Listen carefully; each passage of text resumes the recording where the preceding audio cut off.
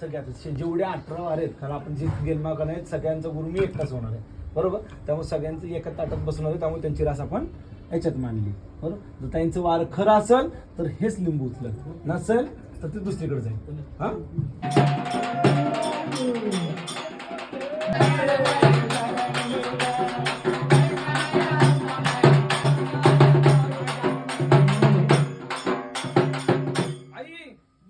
डोळे उघडे करून बघायचं.